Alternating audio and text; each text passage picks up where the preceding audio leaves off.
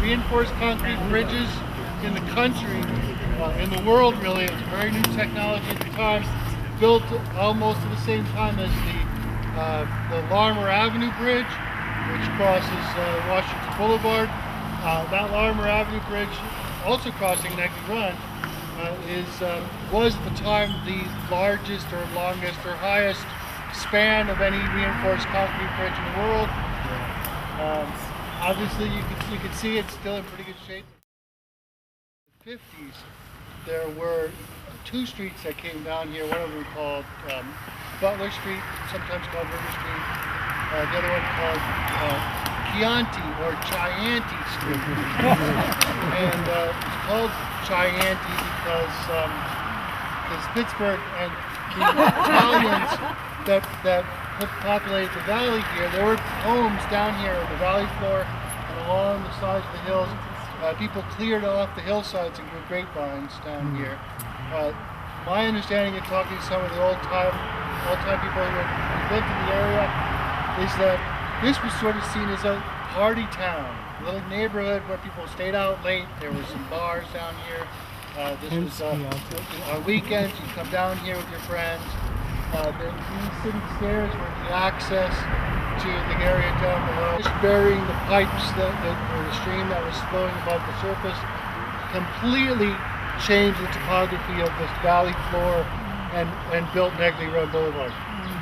This is an important new transit connection between Aspinwall, Fox Chapel, and the suburbs to that part of the city that bring them into East Liberty, the important business district, and further on into Oakland and downtown road.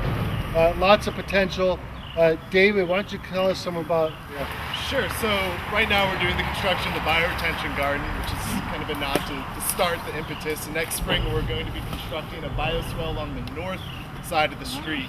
And the far side. Opposite side. We're on the south side. We're on the south side.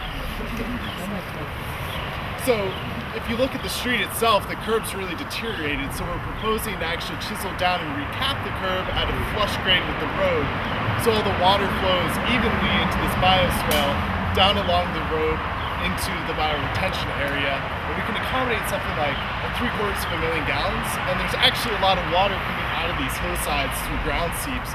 So we're looking at it being a multi-million gallon system by next year. And in the future, we see that you have all the development happening up here, Larimer, and these great organizations that can begin to start channelizing that water down into the system. You know, this is a park, and this doesn't really feel like a park. There's not really amenity. So we kind of envision that the north lane itself could become the stormwater management pedestrian thoroughfare, whereas the south lane can be repurposed to be two-way traffic, so that all the cars and people become separated from each other just by a little bit of... When when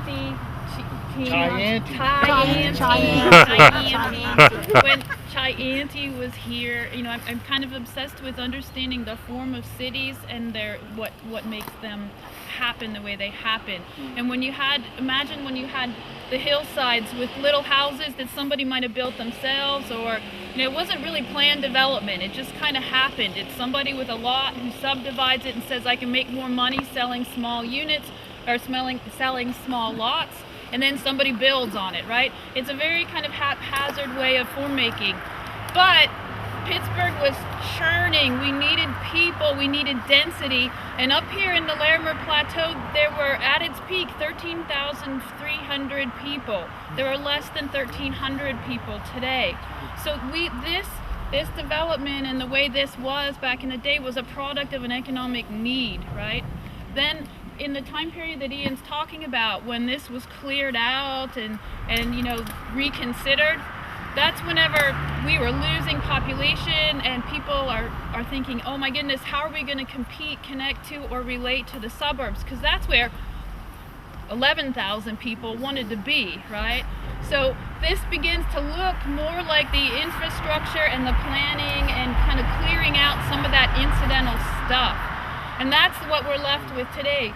Now the third stage, and some in the kind of planning profession talk about, is a stage of integrated, it's called landscape urbanism, or it's a sense of of bringing landscape back into city planning and natural systems back into city planning.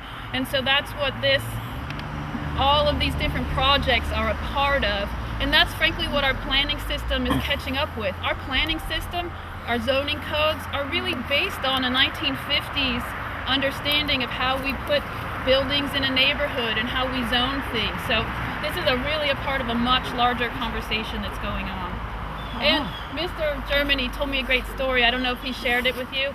That this used to be a drag racing thing. No. Yeah, because the cops can only sit on either end, so they would challenge each other and just blow down and slow down by the time they got to the end where the cops were, and the same thing back uphill. So.